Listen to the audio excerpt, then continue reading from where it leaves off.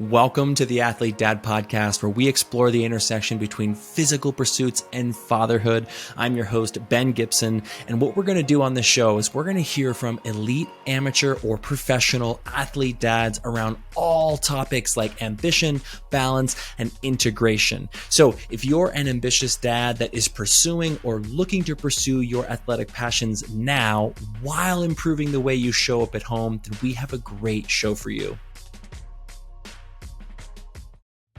So it's nearly midnight. I'm lying alone in my tent. We're camped high up on this ridge around 11,000 feet, and I haven't slept a wink. I know in about an hour, we're going to have to get out of our tents for our summit bid, and I am just lying here awake, and my mind is just racing.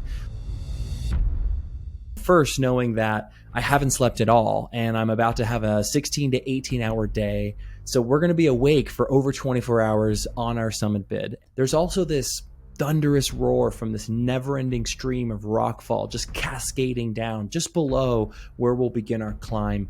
And this rockfall is just an ever-present reminder of the hazards that we're going to have to navigate on this route.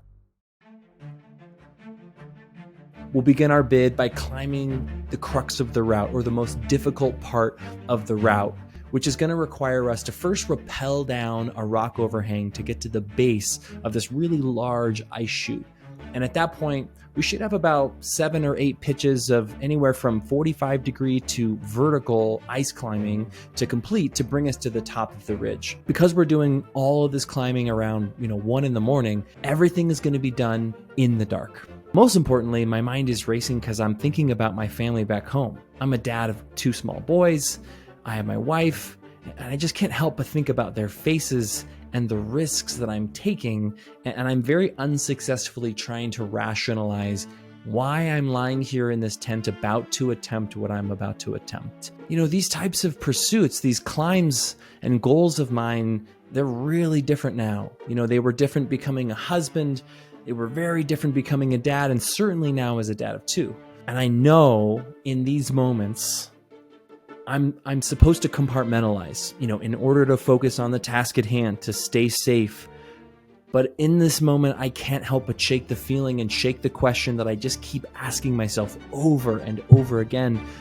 What the hell am I doing here? My name is Ben Gibson, and I am so thrilled that you are here to have this conversation today. This is our first episode of the Athlete Dad Podcast for what I hope is many, many conversations that are rich and meaningful and helpful for all of you to pursue your athletic ambitions now, the things that you are most excited about that bring you joy, that spark energy inside you, while also improving the way that you show up for your families at home. My goal is to explore the intersection of physical pursuits and fatherhood because, one, this is the challenge that I'm facing. And the more dads I speak with, the more I hear this challenge come up in all of our conversations, whether these are friends of mine or random dads I've talked with on the chairlift at the ski resort. There's this struggle to continue to pursue your passions and goals, but not at the expense of your families. There's some people that tell me that they're excited for their kids to graduate and move out of the house so that they can finally start to pursue the things that they're passionate about. So they're going to wait a decade or more before they finally start to do things that really make them feel alive. And don't get me wrong, like being a parent, being a partner, like those are the most important things that you could be focusing on. But I think that there's a missed opportunity for you to not go out and also pursue the things that light you up, that you're passionate about. And specifically here, we're talking about physical pursuits, your athletic endeavors, whether you're doing them now or whether they're things that you want to get to. My goal for this is to help more dads create and get after their athletic goals so that they can improve the way that they show up for their families while also seeing success and fulfillment outside of their home. Let me take a little bit of a step back, give you some background on myself, talk to you about why we're talking about this topic today and how we created the Athlete Dad. So I'm a dad to 2 boys. Oak is my youngest. He's just under a year old, and Brant is 3.5, and a husband to my wife, Cherie, and I live in beautiful Bend, Oregon. Now, beside my kids and wife, I've got to be honest, I have an obsession. My obsession currently is mountain sports. If you have had any amount of time with me and the conversation goes more than 30 seconds, invariably we are going to start going down some rabbit holes about mountaineering and skiing, and likely a combination of those. In fact, my current obsession is a combination of those, where I'm trying to climb and then ski down, and I'm increasing the elevation of the peaks that I'm climbing in preparation for my main goal at the moment, which is to climb Denali, the tallest peak in North America. You see, I'm not really somebody that dabbles in anything. I either go full on or I don't do it at all. And my wife likes to joke that what was once a promise to just go hiking with her more has now evolved into these like week-long expeditions into the mountains to ski off the summits of volcanoes.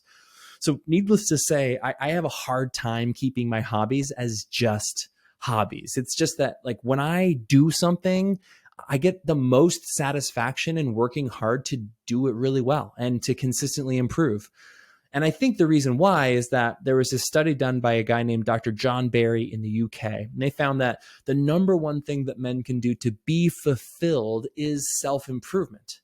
Now, I find that everything in my life seems to improve when I'm working towards a specific goal. And I think it's because I'm actively working on self-improvement in a lot of aspects of my life. And so I'm getting this massive sense of fulfillment. But in order to pursue these goals, it requires that I up-level the way I show up in every other aspect of my life, with nutrition, with sleep, with relationships, time management, all of the above. So because of this, I like to have a big goal in front of me at all times, and something that I'm actively working towards most of the time. Now, as my objectives have evolved and increased in difficulty, I've learned that I need to approach them in a much more organized and thoughtful way, especially now since I've become a dad. Like, I can't just wing my training. I can't just wing my preparation for a peak like Denali, or one, I'm really putting myself and others at risk. But two, there's just no way that I can get everything done. And there's no way I can get everything done without completely pissing off everyone else in my family or totally neglecting them. I also want to succeed in my attempts. So I'm taking the approach of being an athlete and not just a hobbyist. So that gives me the best opportunity to be successful. And again, one of my big goals in this show is to get more dads like you to have specific goals. I think that's what makes this a big difference between being a hobbyist and being an athlete, is the level of intentionality that you take when you approach achieving some of these goals. And I also do believe that if you're going to increase the complexity and the challenge of your goal, it does require more intentionality, more preparation, and those things are going to improve every other aspect of your life, and your family will benefit because of it. Now, when I first became a dad, the thing that I struggled with the most was this feeling of selfishness. I felt extremely selfish about how scared I was that in becoming a dad, it would mean that all of my goals and objectives that were outside of being a great dad, which, let me be very clear, was a major focus and goal of mine and continue to be so today, all those things would have to be given up, at least given up for a while. And I really struggled with that, because the reason that I do what I do and that I approach it the way that I approach it is like, look, I'm not a religious person, but I can tell you that the first time I climbed a mountain, it was like a religious experience for me. Like, something touched my soul in a way that I've never experienced before. And even just in the exploration of the idea of climbing mountains, it became an instant obsession. I distinctly remember my first climb. For summit days, you leave at like midnight or 2 a.m. So you're leaving in the dark. It's freezing cold. You probably didn't sleep. And we're just climbing up this steep ice chute, and it's super hard work. And I just remember thinking to myself, oh yeah, like this is it. I do this now. And that I was going to find every opportunity to try to continue to pursue this and make it a part of my life. It just became that important to me.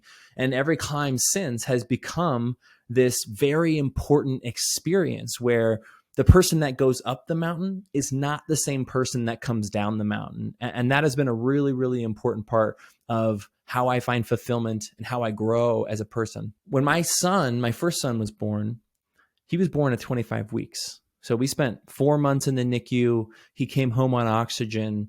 Our world was pretty much rocked. Becoming a first-time parent is difficult enough, but, the doctors told us there was like a roughly 5% chance that he wouldn't have long-term disabilities and that he'd probably have to live with us for the rest of his life.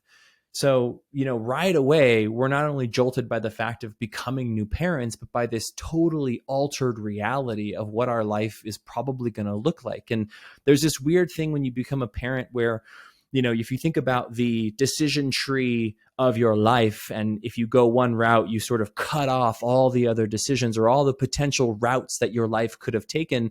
And in a way, you experience this like loss, this mourning of the life that once could have been that no longer can be because you've gone down this other route.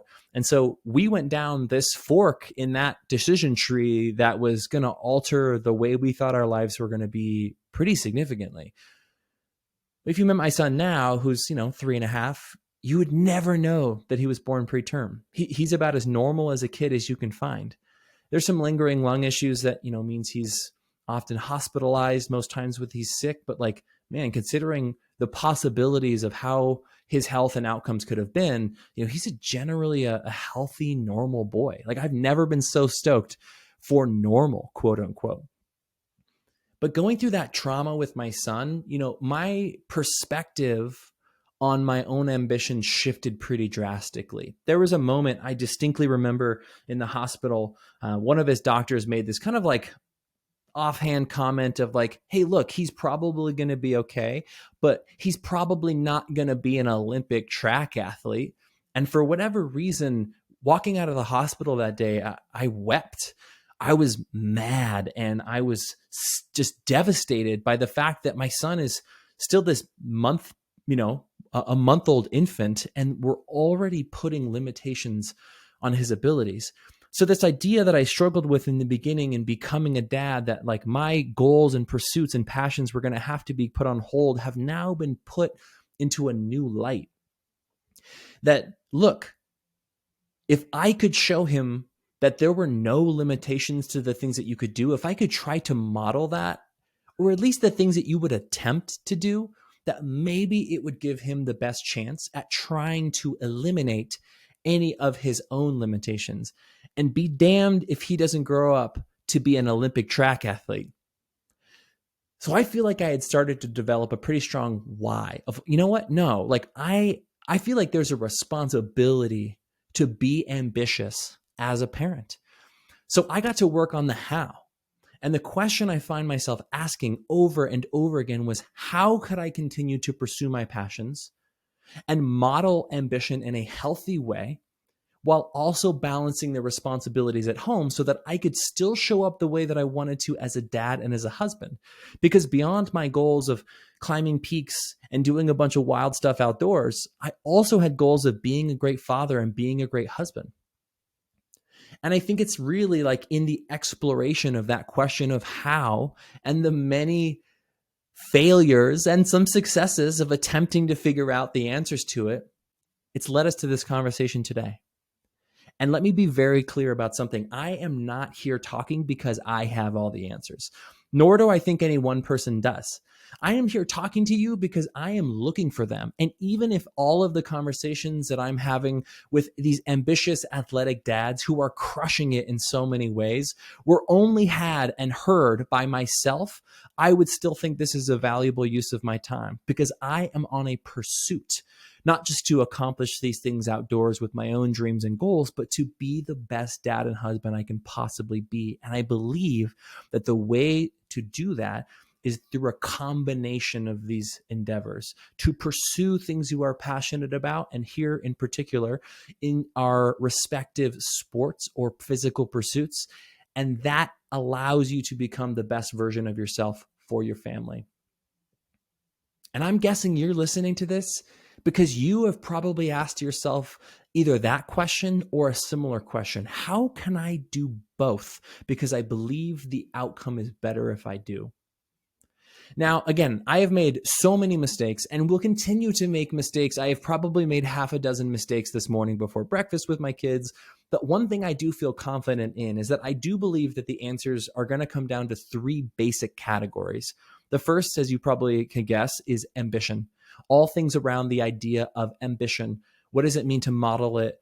Where does it come from? How do we instill it into our kids? And so on. The second category is balance. And the last being integration. If I think about these things all together, I think ambition is the catalyst. It's the spark. It's the fire that ignites you, that gives you the opportunity to show up as the best version of yourself. You know, all somebody needs to be happy, in my opinion, is something to be excited about. And I think the ambitions that we pursue inside and outside of our home light us up and give us that sense of fulfillment. So it's the catalyst. Balance is the foundation. It's the thing that everything has to be built on top of. It's also a great litmus test for the health of our ambition. And integration, that's the purpose. Because if we do believe that our families are our biggest and most important responsibilities, then integrating them into our passions is the purpose of doing this all in the first place. I want to spend a little time going through each of those because those are really going to be the categories that are going to be the main points of focus in our conversations with the dads we talk with on this show. So let's lean in on ambition. I think this is really a great one to start with. Coming back to something I said before, I think it is a responsibility to be ambitious as a parent. It's a responsibility to model this. It's a responsibility to model this in a healthy way. Now, I keep emphasizing that we must model ambition in a healthy way because we can all think of examples of elite athletes who are amazing in their sports, but you know that it has come at the expense of their families. Okay, it's a responsibility. What does that mean? Well, part of it is because your kids are going to model what you model. So when I think about responsibility, I think about, hey, this is the way that I think you should go out and navigate the world. Like, I'm going to try to model the idea of like, go be bold, dream big, like go after the things you want. And if I'm doing that, it kind of shows you like, this is how you should approach life. And I think ambition is core to men embodying their highest self, which is the other aspect of it being a responsibility. If you're going to show up as your best self, as a dad, as a husband, as a human, then you need to be doing things that allow you to be your best self.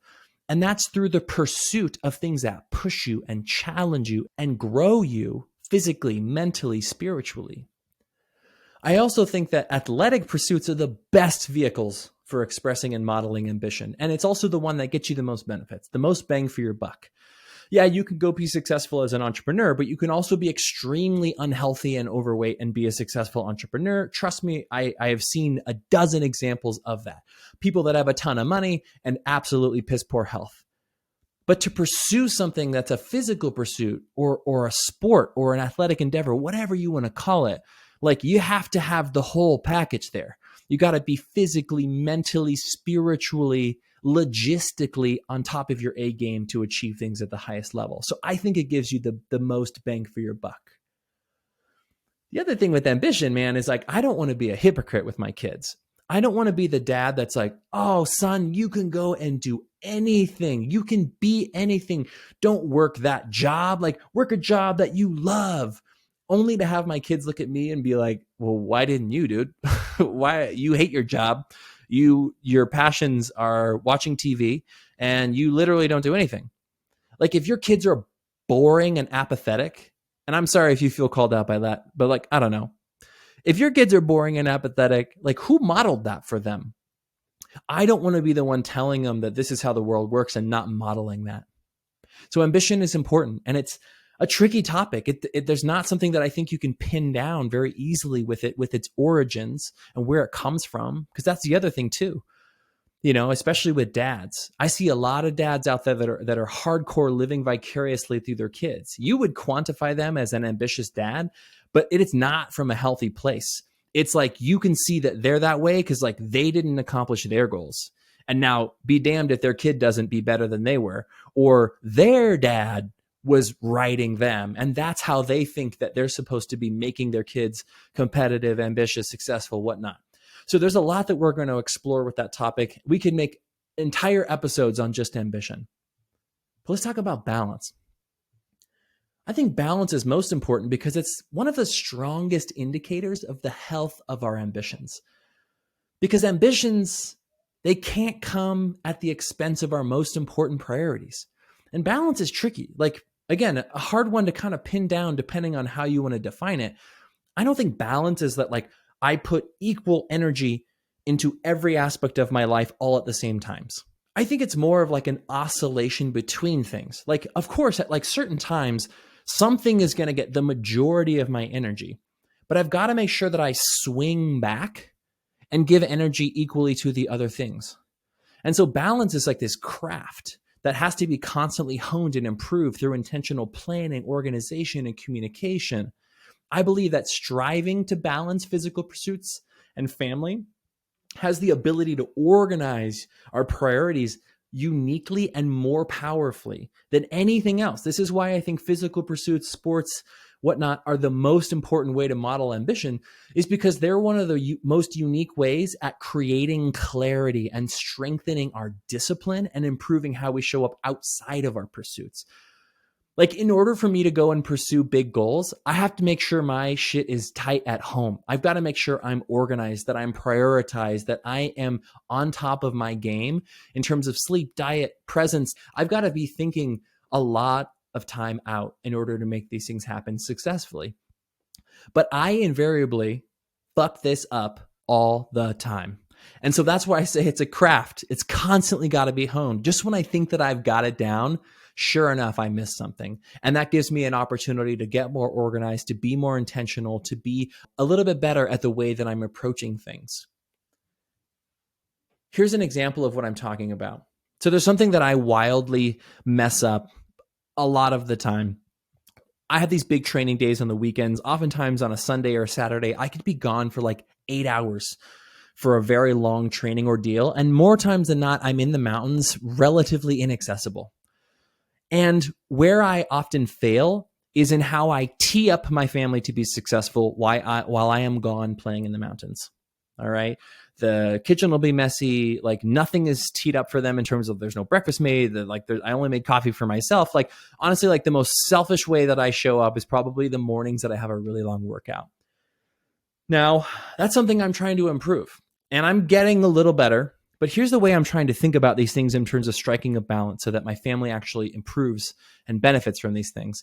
So if you've ever heard the Airbnb guys talk about the origins of Airbnb, they talk about this idea of like the ratings system. And when the company was new, they wanted to try to be really, really clear about like, what's a 1-star review and like, what's a 2-star review? And so they started just kind of like brainstorming of like, here's what a 1-star review looks like. It's totally bad. You know, you show up and there's like dog poop on the step and like there's crime happening like as you show up. They start going through the different star levels and they get to a 5-star review, which is like the best rating that's actually on their site. And then they start thinking, okay, like what would a 6-star review look like? And then they start just dreaming about all these really interesting things that could happen, that could deliver an incredible experience for these guests if they started thinking beyond the confines of just 5-star review. And they work up to, okay, what's a 7-star, 8-star, 9-star, 10-star? So there's this idea of a 10-star review. And so when I'm thinking about this in terms of the things that I don't do well, I'm trying to nail a 10-star tee up for my family. Like, what would it look like if I teed my family up for success so well that if they had to rate me, they'd give me 10 stars? Like, what would that look like? Like, of course, all the little things are done, like coffee is made, breakfast is teed up. But like, what if I took it one step further? What if I got flowers delivered every Saturday morning to make sure that my wife woke up to her favorite flowers on the table? What if I made sure that the entire house was clean the night before so that they woke up and it was totally clean? And what if there was some soothing music that I know my wife loves to listen to that's on in the morning, ready to go? And what if I delay my workout a little bit more so that I can get up with the kids so my wife can actually sleep in and have a better experience on the days that I go? The gist of it is like, what if I set them up for success so well that they were actually glad that I was gone? They're like, good riddance, Dad. We're going to enjoy our chocolate chip pancakes, flowers, music, and relaxing morning where we got to sleep in. Go enjoy slogging your pack in the mountains. That's an example of how I think we have to think about striking a balance between our responsibilities at home. It's not just like checking the box and like, yeah, I did the bare minimum, but like, how can we absolutely crush it so that balance is something that we are successful in? And that actually has required me to take on more at home. It's not just continuing to do what I'm already doing, but like, I've got to know more. Here's a good test for you. I had this freak out one night when I was sleeping or trying to sleep one night, and I call it the shoe size test. I listen to a lot of stoicism, and there's just this concept that came to me of like, what if my wife died tomorrow? How much of this stuff around the house would I know how to do? And this all started because I actually realized I didn't know my son's shoe size. I was like, I have no fucking idea what his shoe size is. How on earth would I know how to manage anything else in the house if I don't even know what his shoe size is? That should be something a father should know, don't you think? And so it's like the shoe size test. Like, if your spouse was gone tomorrow, how much of this would you know how to do? Well, shit, if you don't know how to do the basics, how are you supposed to strike balance at a way where you're doing it so successfully that your family benefits from it? So now I've got this option to continue doing the status quo or to improve, to take on more, so that also when I'm out in the mountains, I don't feel guilt about being gone, about leaving the house a mess, about being away from family. Because let's be honest, like, that's a hard part of it, right? Is being away. Like, being in pursuit of a goal means that I'm going to probably have less time with family. And so I have to crush when I am home in order to make sure that there actually is balance. We'll talk a lot about that. And I'm excited to explore logistics and get some tips and tricks about how some other dads do this. Because again, I am not that good at it. And then integration. Integration is about sharing what we love with those we love and finding ways to minimize the space between pursuing our goals and the dreams that we have and our families. Because if you believe it's a responsibility to be ambitious and to model ambition in a healthy way, and that there's all these other benefits that cascade off of you being ambition and balanced, it can't be done in isolation. You cannot pursue your dreams and goals and consider it being a healthy pursuit if it comes at the expense of our family or our responsibilities. The other aspect of integration is kind of what we talked about before around like not living vicariously, but like making sure that your kids are still ambitious and finding their own thing. So like, how do I help my kids find their thing, find their passions and pursue those? But the most important question I find myself with this is like, how do I appropriately challenge my kids? And that changes like every 6 months. And it's different for every person because their personalities are different. So how do I incorporate them into my goal so that my training is something we can do together? I'm carrying my son in a pack on a heavy pack day. I'm finding ways to get them excited about certain climbs that I'm doing, and I'm giving them a printout poster where they can track my GPS and see where on the mountain I am. And they can kind of make a game out of it. I'm writing a series of children's books so that my children and I can explore some of these topics in more of their language, on their terms. I'm finding creative ways to bring them into the fold so that there's not this great accomplishment done outside of the family that the kids feel disconnected from. My wife as well. And I say all of these things are so important, and I want to tell you a story that really highlights that. Like I said, I am obsessed with all things mountains, climbing, skiing, like you name it. Like it is something that I am extremely passionate about. But it wasn't always that way. I didn't grow up in the mountains. I didn't grow up dreaming about the mountains. I didn't even really start climbing until like 5-6 years ago. But my own father, my whole life, was always big on modeling, getting after these physical pursuits that he was dreaming of. He loved camping, loved being outdoors. But in particular, one story he told a lot was his dream of one day going to Nepal and going trekking in the Himalaya. I had no idea what this would actually look like. And I actually lived in San Diego for a long period of my adult life growing up. And so like I was more of a beach guy. Like if it didn't involve like surf or skimboarding or swimming, like I wasn't about it. And so finally my dad is getting to an age where I realized that, I don't know if he's ever going to get the opportunity to go trekking in Nepal unless we kind of take action on it with him, because that was his thing. He always wanted to do things with us or not at all. Love you, Dad. So one Christmas, my wife and I decide, let's do this. Let's buy the plane tickets. Let's get a guide service. Let's see if we can get the whole family to go trekking with Dad in Nepal to fulfill this life dream of his. And anytime I go traveling, I always try to learn about the place that I'm going to. I want to know everything about it so that I don't miss anything when I'm there. And when you learn about Nepal, invariably you learn about the rich history of mountaineering and these amazing adventures that people have gone on to climb the world's biggest peaks. I just became obsessed with the stories of these mountaineers. Like, it seemed like just the ultimate adventure, especially when we considered that it took us 7 days of trekking through the mountains to get to base camp, where you start the climb and then you start the climb. So the idea that you could walk for a week with all your gear on your back just to be able to start the climb.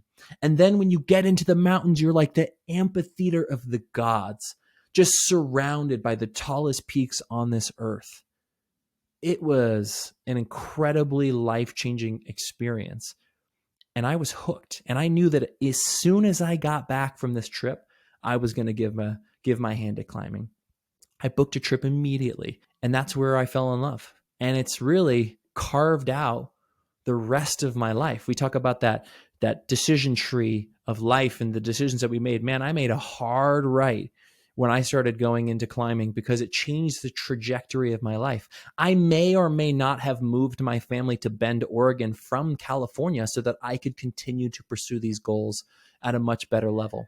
So I'm excited to explore stories like that and more as we hear from some incredible human beings with incredibly interesting and rich and diverse backstories.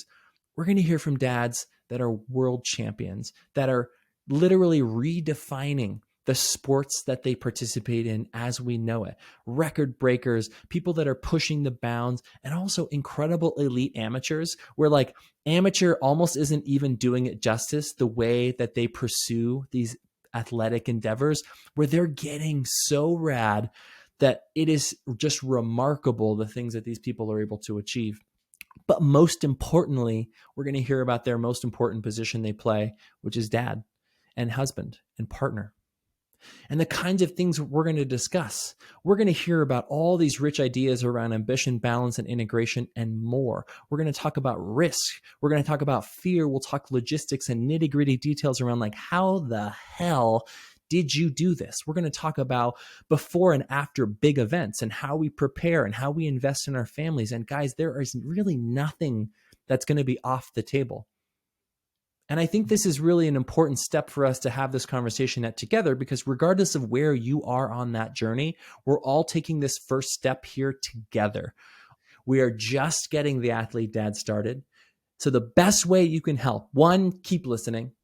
2, leave us a review. Even if you've just listened to this first episode, it really helps us with feedback, understanding the direction you'd like to go and how we can improve the show and how we show up for other dads.